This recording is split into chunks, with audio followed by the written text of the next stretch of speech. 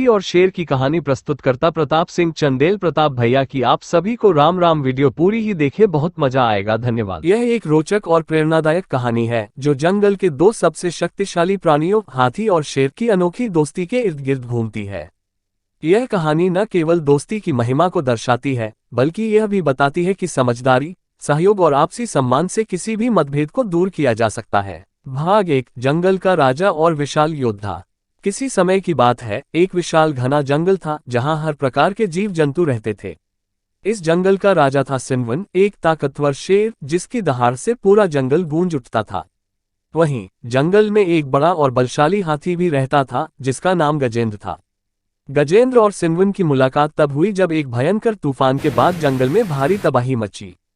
गजेंद्र अपनी विशाल काया के कारण कई छोटे जानवरों को बचाने में मदद कर रहा था, वहीं सिनवन अपनी चतुराई और तेजी से फंसे हुए जानवरों को बाहर निकाल रहा था। इस दौरान दोनों ने एक दूसरे की काबिलियत देखी और धीरे धीरे उनके बीच सम्मान बढ़ने लगा। भाग 2, गलतफहमी और टकराव। हालांकि गजेंद्र और सिनवन दोस्त बन गए थे, जंगल के कुछ अन्य जानवर इस दोस्ती से खुश नहीं थे। खासतौर पर गीदड़ चतुरम, जो हमेशा जंगल के राजा के करीबी रहना चाहता था, इस दोस्ती को तोड़ने के प्रयास में लग गया। चतुरम ने जंगल के अन्य जानवरों के बीच अफवाह फैलाई कि शेर और हाथी के बीच कभी सच्ची दोस्ती नहीं हो सकती। वह सिनवन के पास जाकर कहता, राजन, हाथी आपकी ताकत को चुनौती दे सकता है। वह आपसे बड़ा है और यदि वह चाह ले तो वह आपको हरा सकता है। वहीं वह गजेंद्र को जाकर कहता, गजेंद्र, शेर सिर्फ अपनी सत्ता बनाए रखना चाहता है। वह चाहता है कि जंगल में केवल उसी का राज चले। धीरे धीरे इन अफवाहों ने अपना असर दिखाया और एक दिन सिनवन और गजेंद्र के बीच अनबन हो गई। भाग 3, भयंकर युद्ध। एक दिन पानी के स्रोत पर अधिकार को लेकर दोनों के बीच कहासुनी हो गई। सिनवन को लगा कि गजेंद्र उसकी सत्ता को चुनौती दे रहा है और गजेंद्र को लगा कि सिनवन उसे नीचा दिखाना चाहता है। देखते ही देखते दोनों के बीच एक भयंकर युद्ध छिड़ गया। इस लड़ाई में दोनों ने अपनी पूरी ताकत झोंक दी।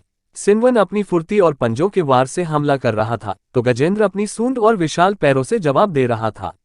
जंगल के सभी जानवर यह भयानक लड़ाई देखकर भयभीत थे। अंततः दोनों बहुत घायल हो गए और थककर अलग हो गए। इसी समय चतुरम और उसके साथियों ने जंगल में अपनी धूर्त चालें चलानी शुरू कर दी। भाग 4, सच्चाई का एहसास।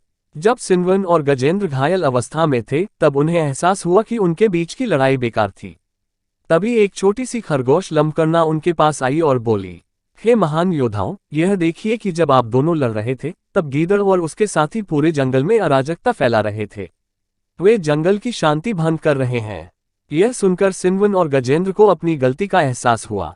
उन्होंने अपनी दोस्ती को फिर से मजबूत करने का निश्चय किया और मिलकर गीदड़ चतुरम और उसके साथियों को जंगल से भगा दिया। भाग 5, सच्ची मित्रता का प्रतीक। अब सिनवन और गजेंद्र न केवल मित्र थे बल्कि वे जंगल की रक्षा करने वाले सहयोगी भी बन गए। उन्होंने मिलकर यह निर्णय लिया कि जंगल में हर प्राणी को समान अधिकार मिलेगा और वे मिलकर सभी की रक्षा करेंगे। उनकी मित्रता जंगल के हर कोने में मिसाल बन गई और यह सिद्ध हो गया कि सच्ची दोस्ती में ताकत या ओहदे का कोई स्थान नहीं होता बल्कि यह आपसी सम्मान और समझदारी पर टिकी होती है। यह कहानी हमें सिखाती है कि सच्चे मित्रों के बीच चाहे कितनी भी गलतफहमियां क्यों ना आ जाएं, वे अंत में सच्चाई को समझकर एक दूसरे का साथ देते हैं। दुश्मन हमेशा यही चाहते हैं कि दोस्त अलग हो जाएं, लेकिन अगर हम धैर्य और समझदारी से काम लें तो सच्ची दोस्ती कभी नहीं टूटेगी।